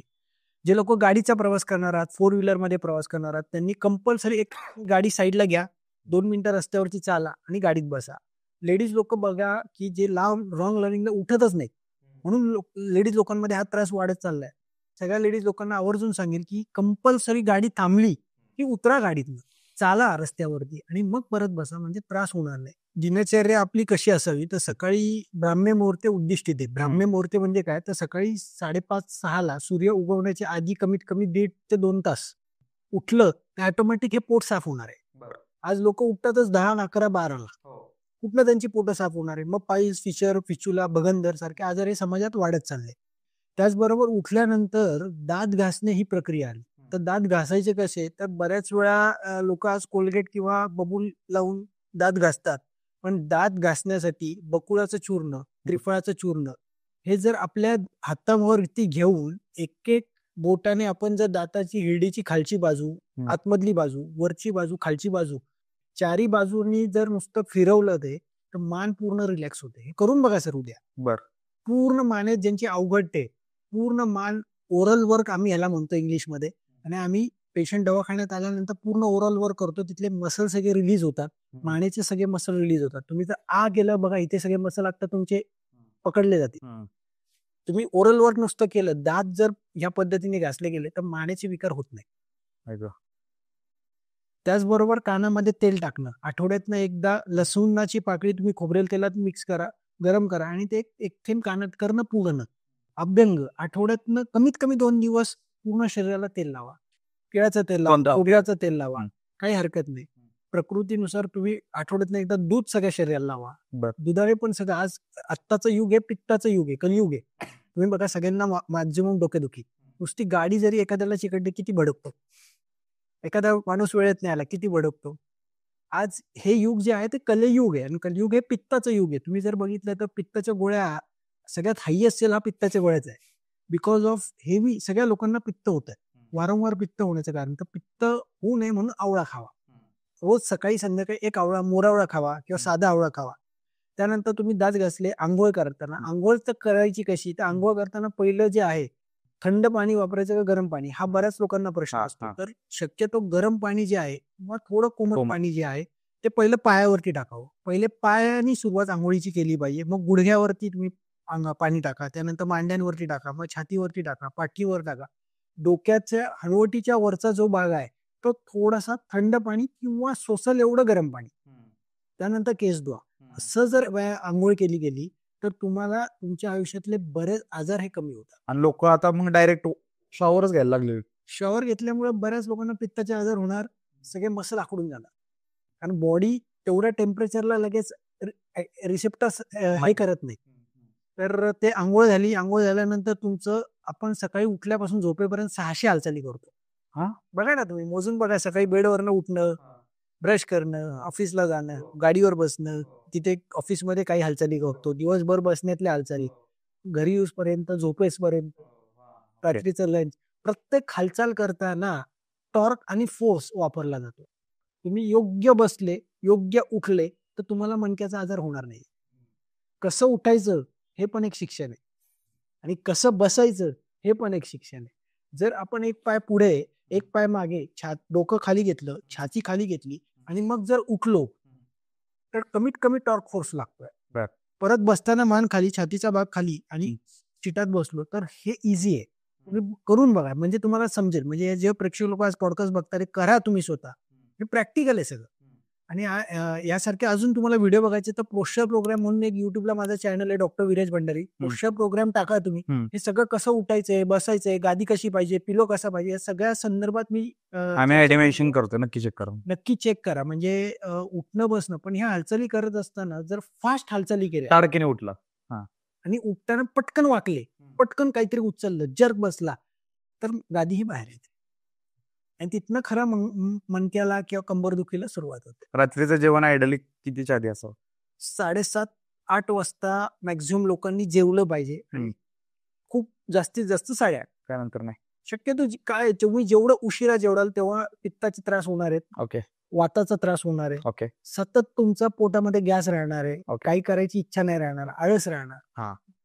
आणि मला अजून एक कुतूहल आहे की जसं आपण शूटच्या आधी बोललो की हे जे स्पोर्ट्समन्स आहेत किंवा ऍक्टर ऍक्ट्रेस आहेत त्यांचा लिगामेंट टिअर होतो, मणक्याचं काय होतो आणि ते 2-3 महिन्यानंतर फील्डवर सेटवरती, पण आपल्यासारखा माणूस त्यांना दीर्घ आजारात जातो. हे असं का होतं? एक लक्षात घ्या, दोघांच्या दिनचर्येमध्ये लाईफस्टाईलमध्ये फरक आहे. ते जर बघितलं, त्यांचं उठणं हे लवकर असतं. त्यांचं व्यायाम हे कंपल्सरी रोज असतात. आज मला सांगा, सामान्य माणूस साधं चालणं काही कुठल्या प्रकारचे व्यायामच करत नाही. ह्या लोकांचं व्यायामामुळे सतत त्यांच्या डोक्यामध्ये एक गोष्ट असते की स्ट्रेस खाली ते कुठलं काम करत नाही. आज सामान्य माणूस हा अति स्ट्रेस, ताण, तणाव, चिंता, व्यायामाचा अभाव, त्यातनं सगळं आयुष्य त्याचं बऱ्याच वेळा शिक्षणाच्या, मुलांच्या शिक्षणाकडे किंवा मुलीच्या शिक्षणाकडे किंवा घर घेण्यामध्येच त्याचं आयुष्य जात आहे. आज दिवसेंदिवस रेट आवायला गेलेत. त्यामुळे मी आता बघतोय कोविडमध्ये बऱ्याच लोकांचे हजबंड एक्सपायर झाले. साधा आज पॉडकास्टच्या निमित्ताने मी एक सगळ्यात महत्वाची गोष्ट लोकांना ही सांगेल की आज पेशंट येतात, आम्ही लोकांशी बोलतो तेव्हा बरंच समजतं. तुम्ही एक साधा टर्म इन्शुरन्स काढून घ्या. हे खूप महत्वाचं आहे. कोणी सांगत नाही आपल्याला, की आपल्याला हे शाळेत पण शिकवलं जात नाही. कमीत कमी 1 कोटी 2 कोटीचा टर्म इन्शुरन्स हा फॅमिलीसाठी पाहिजे आपल्या. कारण त्यानंतर ती स्त्री जी आहे किंवा त्यांची मुलं जे सर्व्हाइव्ह करतात ते फार अवघड आहे त्यांच्यासाठी. आणि ते एकतर आयुष्यात कधी काम केलं नसतं, तिथे काम करण्याचा अनुभव नसतो. मग तो स्ट्रेस, त्यातनं त्या बाईला थायरॉइड चालू होतो बिकॉज ऑफ स्ट्रेस. थायरॉइडचं प्रमाण खूप वाढलंय, प्रचंड वाढलेलं. बिकॉज अति ताण, अति विचार, अति चिंता आणि आनंदी राहणे नाही. मला सांगा, थायरॉइडचं पहिलं कारण आहे आयुर्वेद शास्त्राने सांगितलं. बघा तुम्ही सगळ्या बायका सतत विचार करत राहणार. एकच गोष्ट, ज्यांना थायरॉइड झाले त्यांचे स्वभाव जर बघितले तर मावशीला फोन करणार, मामाला फोन करणार, मैत्रिणीला फोन करणार, अगं असं असं घडलंय, काय करू. त्या हेवी कंटिन्युअस थॉट चालू असतात. गोळत बसणार तेच एकच विषय सतत गोळत बसायचा आणि त्यातनं त्यांचे थायरॉइड कधीच कमी होत. मी त्या सगळ्या लोकांना सांगतो, तुम्ही आनंदी राहायला शिका, स्ट्रेस कमी करा, विचार कमी करा. जे घडते ते प्रारब्ध, जे घडते ते प्रारब्ध, जे घडते तो भगवंताचा प्रसाद. आणि लाईफस्टाईल थोडी आपण आपल्या, हे बघा आजकाल लोकांनी काय केलेलं आहे, माझ्या मित्राकडे आयफोन दिसतोय, मला आयफोन पाहिजे. काय गरज आहे? फोनवरनं आपल्याला बोलायचंच आहे, याच्या पलीकडे काय तुम्ही वेगळं काय त्याचा वापर नाहीये. तुमची जेवढी आहे, तुमचं जेवढं कॅपॅसिटी त्यानुसार तुम्ही करा ना. विनाकारण खूप कर्ज काढायची, त्या स्ट्रेस खाली राहायचं, मग त्यातनं मनक्याचा त्रास चालू होतो. मी बघतोय लोनचे हप्ते जात नाहीयेत, मानदुखी चालू होते, इमोशन, ट्रॉमा. सतत कनेक्टेड आहे. तो माणूस सतत स्ट्रेस खाली असतो. किंवा कमिटमेंट दिलेले असतात, त्या कमिटमेंट पूर्ण होत नाही. टार्गेट दिलेले असतात, टार्गेट कम्प्लीट होत नाही. मग कंबर दुखायला लागते, इगो दुखावला जातो. बँकेचे हप्ते चालू होतात, मग त्या बँकेचा हप्ता जात नाही म्हणून हे क्रेडिट कार्ड, ह्या क्रेडिट कार्डचा हप्ता जात नाही म्हणून दुसरं क्रेडिट कार्ड. असे पेशंट माझ्या समोर येतात आता. आम्ही समजून सांगतो की बाबा एक तू पहिलं कमी कर, तुझी लाईफस्टाईल पहिली सुधार. तुला नाही परवडत ते घर विकून टाक, दुसऱ्या भाड्याच्या घरात जा, म्हणजे तुझा स्ट्रेस कमी होईल. आणि असं लोकांनी ऐकलंय माझं. बऱ्याच वेळा हॅरिसमेंट कंपन्यांमध्ये केली जाते. मानसिक अवस्था एवढी खतरनाक असते की 3-4 वेळा अटॅक येऊन जातात. पण त्याच्या मुलांच्या शिक्षणापायी तो कंपनी सोडू शकत नाही. बरोबर. 45 आणि 50 कंपनीत दुसऱ्या कंपनीमध्ये लोक घेत नाही. लोकांना सांगावं लागतं, बाबा तू कुठेतरी ते कमी कर, दुसरी कंपनी कमी पगाराची बघ, नाहीतर तूच राहणार. आणि हे सर सगळी जिवंत उदाहरण आहेत, माझ्या समोर घडलेली सगळी जिवंत उदाहरण आहेत. आपण म्हणतो ना वर्स्ट काय होईल ते हे बघतायत रोज, होऊन काय होईल ते सर बघतात. मला सांगा, जन्म मृत्यू याच्या पलीकडे काही नाही. मग तुम्हाला जगायचं आहे तर आनंदी जगा ना. कशाला रडत रडत खुडत आयुष्य जगायचंय. आनंदी जगा, सच्चित आनंद. सतत आपल्या मनामध्ये आनंद पाहिजे, सतत लोकांचं चांगलं होण्याविषयी आपल्या मनामध्ये भाव पाहिजे. सर्वांना देवानी चांगली बुद्धी द्या हे म्हटलं पाहिजे ना. लोक आज म्हणतच नाहीये. वाईटच म्हणतात. आपण आपल्यात काय चांगलं हे बघायला पाहिजे. आपण सगळ्यांना मदत केली पाहिजे आणि जे बेस्ट आहे ते मी नोकरीत केलं पाहिजे. पैशासाठी नोकरी करू नका किंवा पैशासाठी नोकरी करू नका. जे काही करायचं ते बेस्ट द्या, ऑटोमॅटिक तुमचं बेस्ट होणार आहे. पण तुमच्या मनातच समोरच्याला बेस्ट द्यायचं नसेल ना तर तुम्ही मोठे कधी होणार नाही. ट्रू. अजून एक ज्यातून मी पण गेलो बऱ्याच वेळा, माझे मित्र पण, जेव्हा आपण 2-3 तास बाईकवर असतो, बाईकवर उतरलेलो पहिल्यांदा तर पाय जाणवत नाहीत आणि पायाच्या मधला भाग जो लघवी जागा आहे, काय काय लोक म्हणतात सुन्न पडली, मुंग्या येतात. बरोबर. हे कशामुळे होते? सायटिक नर्व, L5S1 सायटिक नर्व जी आहे ती पिंच होते त्या लोकांची. आणि पिंच का होते तर बसून 2 मणक्यातलं अंतर कमी होतं, पाणी कमी होतं, पाणी कमी झालेलं असतं ऑलरेडी, आणि त्यात खूप वेळ गाडीवर बसले किंवा गाडीवरती दचका बसला खड्ड्यामध्ये, तो गाडी खाली सरकते. आणि ती सायटिक नर्व ही तुमच्या टेलबोन पासून खाली पायाच्या तळव्यांपर्यंत गेलेली आहे. मग S2 नावाची जी सायटिक नर्व आहे ती जर खाली दबली गेली की मग सुन्नपणा येतो. आणि मी अजून एक बघितलं की ड्रायव्हर क्षेत्र जे आहे त्यांना हे खूप आजार जास्त आहेत. मूळव्याध आहे, पाठीचा त्रास आहे, मुतखडा आहे. मग जे ड्रायव्हिंग क्षेत्रामध्ये किंवा कॉन्स्टंटली ड्राईव्ह करायला लागते त्यांना तुम्ही काय सांगाल? पहिली गोष्ट त्यांनी लघवी लागली तर गाडी साईडला घ्या, लघवी करा. संडास लागली, संडासला जावा. बऱ्याच वेळा लोक संडास आणि लघवी अंगावर काढतात, त्यामुळे मुतखड्या मुळव्यात होत्या. जी गोष्ट बाहेर टाकायची आहे तिला तुम्ही काही काळ आत ठेवताय, ती आत राहू शकत नाही. हाणून मारून तुम्ही तिला ठेवताय. त्यामुळे प्रत्येकाने लघवी लागली लघवी जावा, संडास लागली संडासला जावा. हे जर केलं, त्याचबरोबर आहार जो आहे, तुम्हाला दीर्घकाळ प्रवास करायचा आहे किंवा दीर्घकाळ गाडी चालवायची, आहार कमी घ्या. उगाच गेल्या मध्ये लोक काय करतात, 5-5, 6-6 डिशा मागवतात. एक्स्ट्रा अन्न खाल्लं जातं, अध्यशन होतं, अति अन्न सेवन, आणि त्यातनं मग अजीर्णातनं पोट साफ न होणं. मग त्याचबरोबर हे लोक बऱ्याच वेळा तंबाखूचं व्यसन असतं 70 ते 80% लोकांना. ती तंबाखू ही तुरट रसाची, ती मलाला बाहेरच पडून देते. आणि लोक म्हणतात ते खाल्ल्याशिवाय प्रेशर येत नाही. उलटाच विषय आहे सगळा. म्हणजे मनाचं तयार केलेलं लोकांनी भ्रम आहे सगळ्या लोकांना. 4 वाजता चहा पाहिजे, चहा नाही मिळाला डोकं दुखतंय. असं खेळ आहे. आणि मला माझे डॉक्टर एक बोललेले की कुठलाही आजार शरीराला व्हायच्या आधी मनात येतो. एकदम बरोबर आहे. मला असं होणार आहे. ज्ञानेश्वर माऊलींनी सांगितले, ज्याला जे जे पाहिजे त्याला ते मिळो. एक लक्षात घ्या, जो तुम्ही विचार करणार तसे आजार निर्माण होतात. आज एखादा पेशंट माझ्याकडे येतो, तो सांगतो की मला मणक्याचं ऑपरेशन सांगितलंय. मग तो पहिल्या ॲलोपॅथी डॉक्टरकडे जातो, त्यांनी ऑपरेशन सांगितलं. मग दुसऱ्या मोठ्या हॉस्पिटलमध्ये जातो, तिथं मग MRI काढा. MRI काढला की ते म्हणतात गादी इथे इथे बाहेर आलेली आहे, आता ऑपरेशन करावं लागेल, तुम्ही नाही केलं तर तुमचा लघवीचा कंट्रोल जाईल. मग पेशंट डोक्याला हात लावतो, घाबरतो, घाबरून घरी येतो. घरी गुगलवरती सर्च करतो. गुगल डॉक्टर पण म्हणतात हो ही लक्षणं दिसतात. मग तिथनं नातेवाईक मित्र परिवारांना सांगतो. मग मित्र परिवार येतात, अरे माझ्या शेजारच्यानी ऑपरेशन केलंय, तू बेडंट आहे, बघा तू बेडंट होशील. मनाने खचून जातो. मग अजून 2-3 मित्र येतात, ते पण असेच सल्ला देतात. बिकॉज अरे त्याचं तर चाललं बंद झालं, त्याची बायको एक्सपायर झाली, त्याच्यातनं पस येणं काही थांबलं नाही, 3 वर्ष झाले ऑपरेशन होऊन. मानसिकता खचते आणि तिथनं त्रास अजून वाटतो. का तर मी आता बरा होणार नाही. पहिल्या लोकांनी कुठलाही मणक्याचा आजार आहे, घाबरून, कुठलाही आजार झाला तरी घाबरून जाऊ. चांगले डॉक्टर या पृथ्वीवरती अजून आहेत. चांगल्या डॉक्टरांचा शोध घ्या, त्याची माहिती घ्या. तुम्हाला जर समजत नसेल कोण चांगला आहे कोण वाईट आहे, सरळ त्या डॉक्टरच्या बाहेर जाऊन बसा. 8-10 दिवस त्याचा अभ्यास करा. लोक ते त्याच्याकडे जे ट्रीटमेंट घेतात त्यांना विचारा की कसा काय तुम्हाला फरक आहे, त्यानंतर कुणाकडे ट्रीटमेंट चालू करा. सगळ्यात चांगला डॉक्टर ओळखण्याची अजून एक सोपी पद्धत. त्याचबरोबर लोकांचे रिव्ह्यूज बघा, लोकांचे व्हिडिओज बघा, तर तुम्हाला अजून जास्त माहिती मिळेल. आणि घाबरून जाण्यासारखं नाही. मणक्याचं ऑपरेशन हे विदाऊट ऑपरेशन या थेरपी अमेरिका, ऑस्ट्रेलिया, इंग्लंडमध्ये केल्या जातात. रिऑकरन्स 0% आहे आणि मणक्याचे ऑपरेशन 1,00,000% वाचतात. वा. आणि हे वेळ येऊ नये म्हणून पण आपण प्रयत्न केलेच पाहिजेत.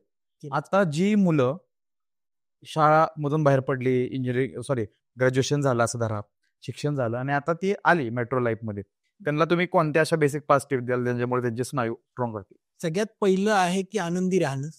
तुम्हाला जे वाटतं आतमधनं ते करायचंय. तुम्हाला आतमधनं वाटतंय. एक लक्षात घ्या, काही लोक पैशासाठी जॉब करतात, काही लोक पॅशनसाठी जॉब करतात. काही विद्यार्थी वडिलांनी टाकले म्हणून त्या फील्डमध्ये जातात. काही लोक तिकडे जास्त पैसा आहे मिळणारे म्हणून जातात आणि काही लोक आवड म्हणून जातात. कुठलंही काम तुम्हाला वाटतं ते तुमच्या अंतरात्म्याला विचारा की मला हे काम करायचंय का नाही करायचं. बरोबर. जर तुमचा अंतरात्मा सांगतोय की कर, तर डोळे झाकून करा. पण तुमचा अंतरात्मा सांगतोय की करू नको, 3 इडियट मध्ये तुम्ही बघितलंय सगळ्यांनी काय परिस्थिती होती लोकांची, तर कंपल्सरी तुम्हाला जे वाटतं ते करा. पहिला नियम. दुसरा नियम आहे आनंदी राहा. तिसरा नियम आहे सेव्हिंग करा. मित्रांनी घेतलंय गड्या म्हणून मी रोलेक्स घेईल, मित्रांनी BMW घेतली म्हणून मी घेईल, 3 BHK फ्लॅट घेतला म्हणून मी घेईल. तुमच्या आवाक्यात जेवढे कॅपॅसिटी तेवढं घ्या. तुमच्या पगारातला 30 ते 50% पैसा हा सेव्हिंग करा, म्हणजे तुमचं म्हातारपण चांगलं जाणार आहे. तुम्ही जर प्रत्येक गोष्टीच्या भोगाच्या मागे लागलात तर तो भोग शेवटपर्यंत संपत नाही. त्यातनं आजारांची निर्मिती होते. का तर तुमचं मन सारखं त्या भोगांमध्ये अडकलेलं असतं. अतृप्त आत्मा तो तसा इमोशनला खराब करून टाकतो आणि ते इमोशन तुमचे किडनीज, लिव्हर, स्प्लीन, पॅनक्रियास, डिओडिनम खराब करून टाकतात. त्याचे लिगामेंट टाईट करून टाकतात. मग सतत डिस्कम्फर्ट. बघा आपण म्हणतो शेजारच्यानी गाडी घेतली तुझ्या पोटात का दुखतंय, बिकॉज मानसिक खच्चीकरण सतत होत राहतं आणि मग प्रत्येक गोष्टीची सारखी इच्छा, आकांक्षा, अपेक्षा या वाढत जातात, त्या पूर्ण होत नाही आणि त्यातनं मनाचा विभ्रम, मनाची डिप्रेशन मधनं मनका विकार किंवा डिप्रेशन मधनं कॅन्सर, डिप्रेशन मधनं डायबिटीज, डिप्रेशन मधनं थायरॉइड, डिप्रेशनमुळे हायपरटेन्शन, बीपीचा त्रास, हे सगळे आजार एकमेकाशी रिलेटेड आहे. जिथे पोकळी होणार तिथे तो आजार निर्माण होणार. आता अजून 2-3 गोष्टी ह्या शेवटाकडे जाताना, कारण आणि मी तर कमिटमेंट देतोय आपण ही सिरीजच आणू, कारण हे मला शिकायला खूप आहे. व्ह्यूज किती देतील मला घेणं देणं नाही, कारण हे जेव्हा डॉक्टर सांगतात तेव्हा पटतं. मी खरं सांगतो तुम्हाला, घरातल्यांनी कितीही सांगू दे, घरातले सांगतात असं का बसलं बघा, एक सिंपल पोस्चर करून दाखवतं, हे असं हे विषय नाही असं.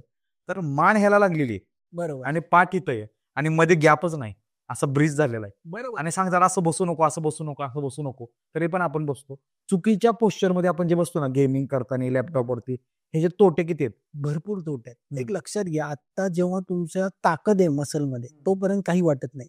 मला सांगा, एखादा ग्लास आहे तुमच्या टेबलावरनं पडला, फुटला नाही. दुसऱ्यांदा पडला, फुटला नाही. तिसऱ्यांदा अलगद तुमच्या मिसेस आल्या, जस्ट हात लागला आणि खाली पडला आणि फुटला. 3 वेळेस पडलेला आहे तो ग्लास, परंतु फुटण्याची प्रक्रिया जी आहे ती वेळेनुसार तिच्यातला कमकुवत किती आहे Yes. त्याच्यानुसार आहे. तसंच प्रत्येक वेळेस तुम्ही तसे बसाल आणि तसा त्रास होईल असं होत नाही.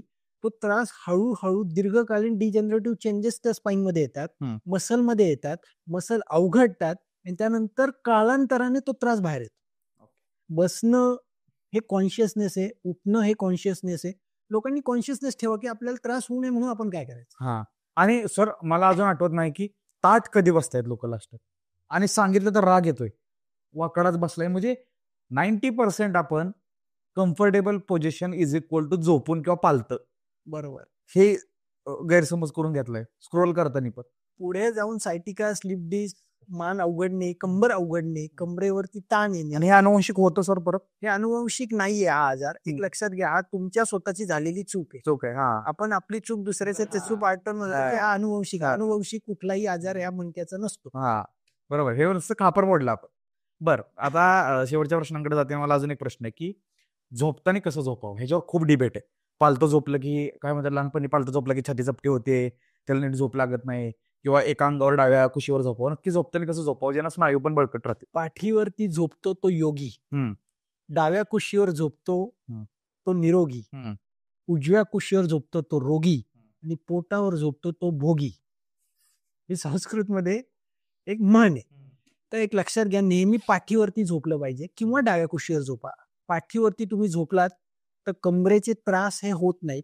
ते तो मेमरी फॉर्म किंवा 4 इंचाची गादी ही पाहिजे. बऱ्याच घरात आपण बघतो की कापसाच्या गाद्या असतात. कापसाच्या गाद्या दीर्घ काळानंतर त्या खाली खड्ड्यात येतात, मणका खाली दबला जातो आणि त्यामुळे बऱ्याच मणक्याचे आजार चालू होतात. एक पहिली गोष्ट. दुसरी गोष्ट, पिलो, बऱ्याच वेळा कापसाचा पिलो दीर्घ काळानंतर खड्ड्यात जातो, मान खड्ड्यात जाते. तर नेहमी शक्यतो तुमची गादी, तुमचं झोपण्याचं जे बेड आहे ते व्यवस्थित एकसारखं लेवलला आहे का ते चेक करा. आणि काही लोक अजून असे म्हणतात की गादीवर झोपण्यापेक्षा जर फरशीवर तुम्ही प्लेन ह्याच्यावर झोपला तर चांगलं. ते एक लक्षात घ्या, गादीवर झोपा किंवा प्लेन ह्याच्यावर, खाली घोंगडी जाड पाहिजे. हा, तुम्ही डायरेक्ट गार ह्याच्यात झोपलात तर तुम्हाला पुढे जाऊन संधिवाताचा त्रास होतो. बऱ्याच वेळा सांधे दुखतात, छोटे सांधे दुखायला लागतात. आणि टेरेसवर वगैरे झोपतात. टेरेसवर झोपणार आहात त्यावेळेस थंडी जर असेल तर कंपल्सरी तुम्हाला चादर चांगल्या प्रकारची घ्यायची आहे.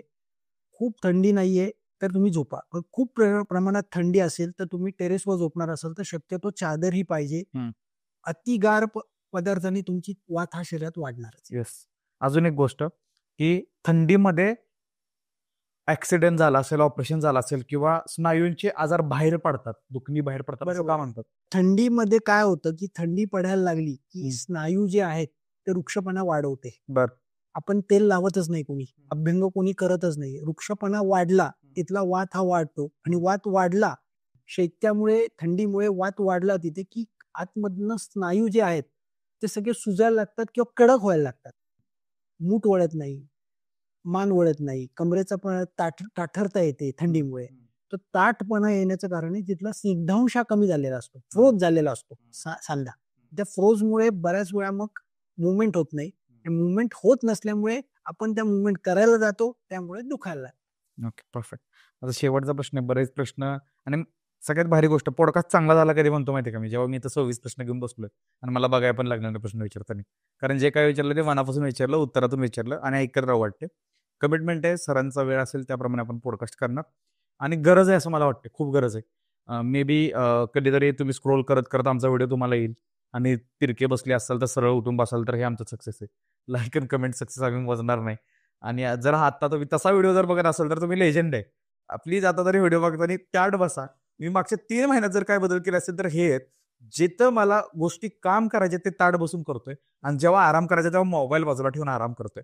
मे बी काय लोक म्हणतात दवाखान्यात जस्ट आलोय म्हणून आहे, बट आपल्याच आयुष्याचा दीर्घ काळ वाढवायचा आहे, वडिलांचा त्रास कमी करायचा म्हणून. सर लास्टचा प्रश्न मला हा एक आहे की तरुणांमध्ये स्नायूच्या आणि ह्या बोन्सचे आजार खूप वाढत आहेत. तर तुम्हाला ह्या देशाचे तरुण म्हणून प्लस घरचे करते म्हणून तरुण तरुणींना काय सांगायचं की बाबा काळजी स्वतःच्या स्नायूंची कशी घेशील, काय नाही पण एवढं तरी कर.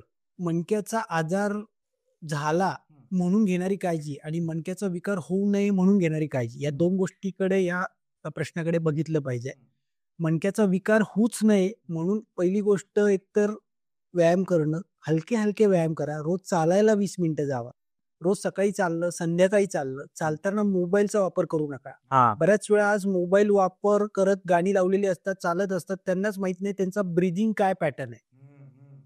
डोक्यामध्ये विचार आहेत पण चालतोय, शरीर चालतंय पण मन नाही चालत आहे, मन दुसरीकडे आहे.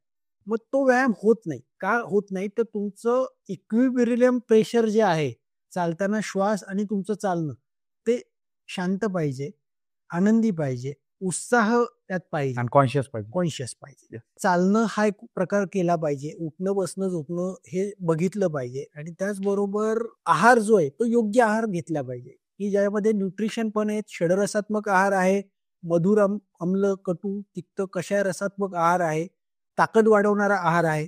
या गोष्टी पोटात गेल्या पाहिजे. आणि ज्यांना मणक्याचा विकार झालेला आहे, ज्यांना स्लिप डिस्क सांगितली आहे, सायटिका सांगितलंय, ज्यांच्या गाद्या बाहेर आलेल्या आहेत, त्यांनी पहिली गोष्ट सकाळी उठल्यानंतर जर कंबर अवघडते असं जर लक्षण असेल तर त्यांनी पहिलं कुठल्याही मॅन्युअल थेरपिस्टला दाखवलं पाहिजे. मॅन्युअल थेरपिस्ट म्हणजे काय तर ज्याच्यामध्ये 16 ते 17 प्रकारचे वेगवेगळ्या ट्रीटमेंट्स त्याच्यामध्ये असतात, ज्याच्यामध्ये महिन्यातनं 1 दिवस आम्ही ती ट्रीटमेंट लोकांना देतो. त्याच्यामध्ये 3-3.5 तासाची ट्रीटमेंट चालते. त्यामध्ये क्रायरोप्रॅक्टर, बोन वैद्य, हाड वैद्य किंवा जे मणके बाहेर आलेत, उजवीकडे आलेत, डावीकडे आलेत, त्याला ओढून आम्ही त्या जागेवरती बसवतो. दुसरी ट्रीटमेंट आहे फेशियल मॅनिप्युलेशन, ज्याच्यामध्ये तिरका झालाय पेशंट, मसल तिरके झालेत, पेशिया तिरका झालाय, खांदे वर खाली झालेत, पाठीचा कणा आणि खुबा जो आहे तो पुढे गेलाय किंवा बऱ्याच लोकांमध्ये बघा खुबा मागे आलेला दिसतो. ते आम्ही सगळं रिअलाइन द स्ट्रक्चर, सगळे बॉक्सेस रिअलाइन केले जातात. 1-1.5 तासाची ट्रीटमेंट त्यामध्ये दिली जाते आणि एक एक मसल रिलीज केले जातात हाताने. खूप मस्त वाटतं. त्या ट्रीटमेंट नंतर पेशंटला वाटतं की माझा पुनर्जन्मच झाला. त्यानंतर पुढची ट्रीटमेंट आहे व्हिसरल मॅनिप्युलेशन. व्हिसरल मॅनिप्युलेशन मध्ये ऑर्गन बॅलन्स केले जातात. जसं किडनीज आहे, लिव्हर आहे. आम्ही पेशंट कुठलाही आलं तर पहिलं डोक्यावरती हात ठेवतो आणि जनरल लिस्निंग करतो की नक्की या पेशंटला मेंदूतनं त्रास आहे का ऑर्गनमुळे त्रास आहे का पाठीच्या कण्यातनं हा आजार निर्माण झाला. ओके. त्यानंतर पेशंटची नाडी चिकित्सा केली जाते. नक्की पेशंटचा वात, पित्त, कफ काय बिघडलाय, धातू कुठले बिघडलेत, रस, रक्त, मांस, मेद, अस्थि, मज्जा, शुक्र. त्याबरोबर मनोवह, मानसिक अवस्था पेशंटची कशी आहे, त्याची प्रकृती कशी आहे, त्याचे धातू मनोवह स्त्रोतस कसं आहे, त्याचबरोबर मूत्रवह, पुरुषवह स्त्रोतस कसं आहे, हे सगळं चेक केलं जातं. त्याचबरोबर त्यानंतर पेशंटला काही लोकांना इस्तम नावाची ट्रीटमेंट, इंग्लंडमधनं काही प्रोब आणलेत आम्ही. ते प्रोबनी ज्या मसलच्या गाठी झाल्यात, गाठी लागतात, पेशंट स्वतः म्हणतो अहो सर इथं दुखते गाठी आहेत, त्या गाठी सोडवण्यासाठी आम्ही अमेरिकेतनं एक इस्तम नावाचे काही प्रोब आणलेत आणि ते प्रोब मानेच्या आजूबाजूला लावून जिथे जिथे गाठी झाल्यात त्या गाठी आम्ही सोडवतो. त्यामुळे मानेच्या मुवमेंट्स इझिली होतात, कमरेच्या मुवमेंट्स इझिली होतात, पुढे वागताना इझिली पुढे वागता येतं. बऱ्याच स्लिप डिस्क मध्ये किंवा सायटिकामध्ये बघतो की खाली वाकायला खूप अडचण येते, त्यांना साधं चालता येत नाही. बऱ्याच वेळा 10 पावलं चाललं की झरझर मुंग्या येतात, बसावं लागतं. अशा केसेसमध्ये पहिल्या दिवशी कमीत कमी 70 ते 80% फरक पडतो. फर्स्ट डे सर, पूर्ण वाकडं झालेलं शरीर हे फर्स्ट डे 70 to 80% आम्ही सरळ करण्याचा प्रयत्न करतो आणि आता 7 महिन्यात पूर्ण डिस्क ही जागेवर जाते, पूर्ण डिस्क ही जागेवर जाते. म्हणजे या सगळ्या ट्रीटमेंट्स मी इंटिग्रेटेड केल्यात. 13 ते 14 प्रकारच्या ट्रीटमेंट इंटिग्रेटेड आहेत. त्यासोबत मी स्वतः 350 लोकांचा सकाळी योगा झूम वरती घेतो, सकाळी 6:30 ते 7:30.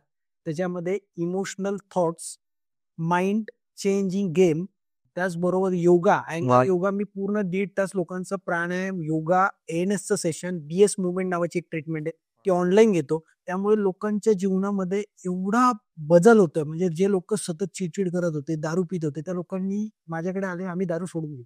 वा. सर हे फक्त झालंय ते योगामुळे. एक थॉट, स्वतःचं चिंतन कळतं की माझा जन्म कशासाठी झाला, मी या पृथ्वीवरती कशासाठी आहे. येस. राग, काम, क्रोध, शोक, भय, ईर्ष्या, द्वेष, मत्सर, या सगळ्या भावना स्टेप बाय स्टेप कमी यायला. योगामुळे. येस. पण कॉन्शियसनेस जागृत होतो. Yes. ब्रीदिंग, मी कोण आहे, मी मी काय. माझा जन्म कशासाठी झाला आणि आपण काय चूक करतो हे आपल्याला कधी समजतो, ज्यावेळेस आपण चिंतन करू त्यावेळेस. अगदी बरोबर. आज काय झालंय, लोकांपुढे मोबाईल्स आणि लोकांचं जग हे भावी फक्त क्षणिक झालाय. वॉना बी. माणूस फक्त काय बघितली की ती गोष्ट घ्यायची, त्या मोहात आहे. मग तो बघत नाही त्या गोष्टीची गरज आहे का नाही. बऱ्याच वेळा न लागणाऱ्या गोष्टी घरात आणतो, त्यामुळे एका दिवशी घर विकावं लागतं. ऐक.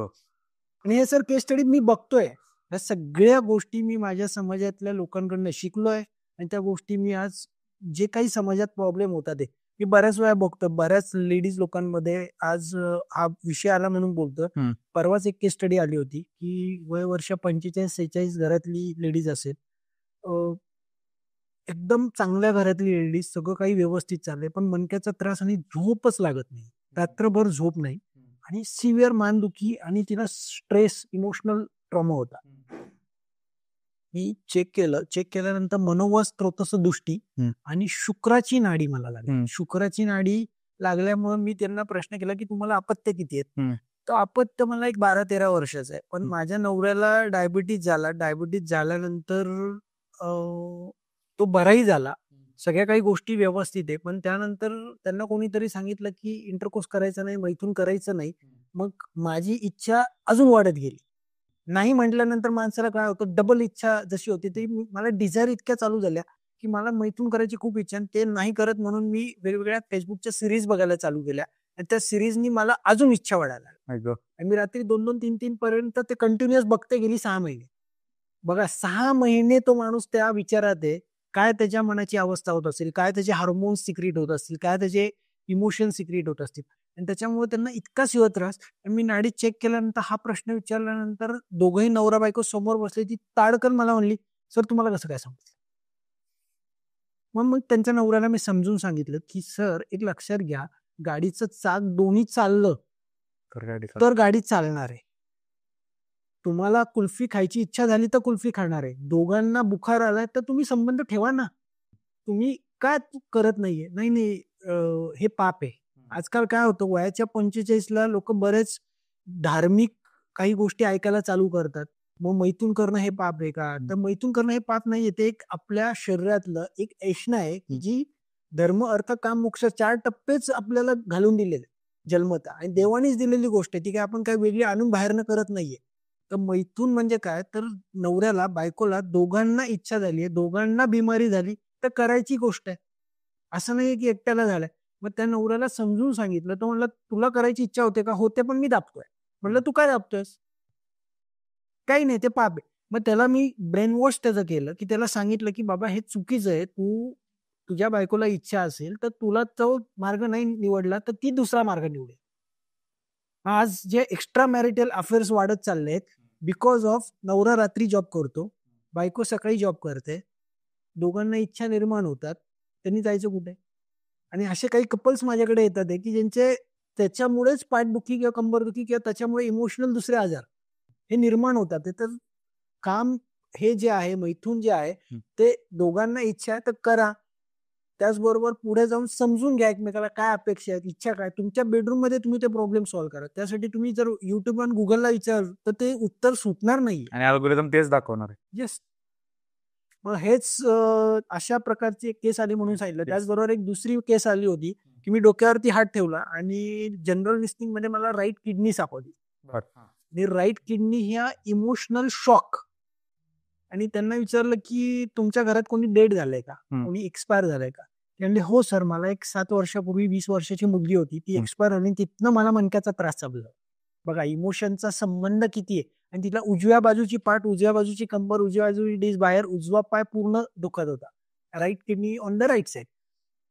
मग त्यांना मी सांगितलं, ते म्हणले तुम्हाला कसं कळलं एक्सपायर झालं? म्हणलं मला कळलं नाही, मला राईट किडनीचा संबंध तुमच्या इमोशनल शॉकशी आहे आणि त्याच्यामुळे हा त्रास झालेला, हा प्रायमरी फॉल्ट आहे. त्यांची किडनी केली मी, केल्यानंतर मी त्यांना चालायला लावलं. मग माझ्या मधल्या पॅसेजमध्ये पळायला सांगितलं. ते म्हणले मी 10 वर्षांनी पळाले. 10 वर्षांनी मांडी घालून खाली बसले. तर एक काय होतं की स्टोअर केले जातात ते ऑर्गन, श्रुंक होतात आतमध्ये.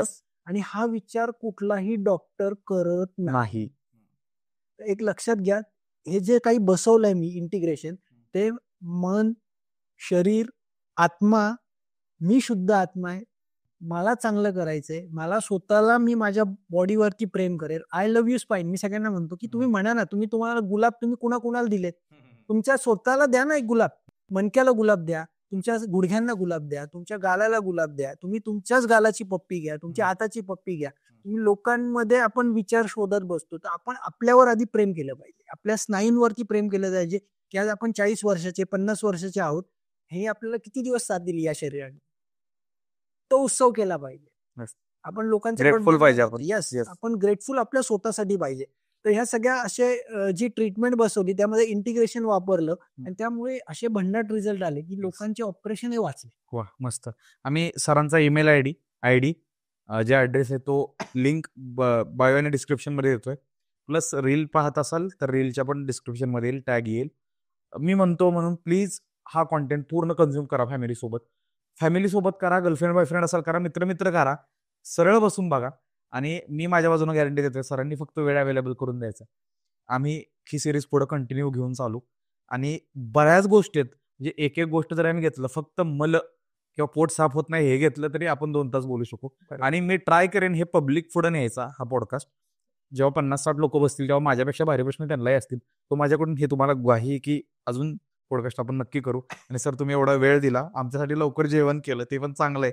आता आम्ही पण पहिलं जाऊन जेवण करणार आहे. फक्त एक शेवटचा प्रश्न विचारतो, आता कॅमेरा चालला असताना तो अजून पण बोटं मोडतोय, हे बरोबर आहे का चूक आहे? एक लक्षात घ्या, बोटं मोडणे हे मोडल्यानंतर बरं वाटतं. का बरं वाटतं? तर तिथे साठलेला नायट्रोजन हा बाहेर पडतो. पण बोटं मोडत असताना, मान मोडत असताना एका विशिष्ट मुवमेंटलाच तुम्ही जर कंटिन्युअस मान मोडली तर मान तिरकी होते. बोटं मोडताय किंवा कुठला सांधा स्वतःहून मोडताय किंवा कंबर स्वतः मोडून येत आहे, ते मोडलेलं जे प्रकार आहे तो कंटिन्युअस एकाच बाजूने करू नका, त्याला दोन्ही बाजूने करा. तुम्ही जर एका बाजूने केला तर ते तिरकेपणा येतो कमरेमध्ये स्पेशली. आणि हाताने करत असाल या पद्धतीने तर दोन्ही बाजूनी करा, वरती पण करा, खाली पण करा. फ्लेक्शन एक्सटेन्शन दोन्ही मुवमेंटला केला तो नायट्रोजन बाहेर पडतो आणि तिथला वायू जो आहे तो बाहेर पडल्यामुळे आनंद फील येतो. वा, त्याला आला असेल आनंद, असं होप करतो. तुम्ही पॉडकास्ट बघितलाय, तुम्हाला पण आला असेल. सर एवढा वेळ काढला, तुम्ही आला त्याबद्दल खूप खूप धन्यवाद. Thank you so much. धन्यवाद.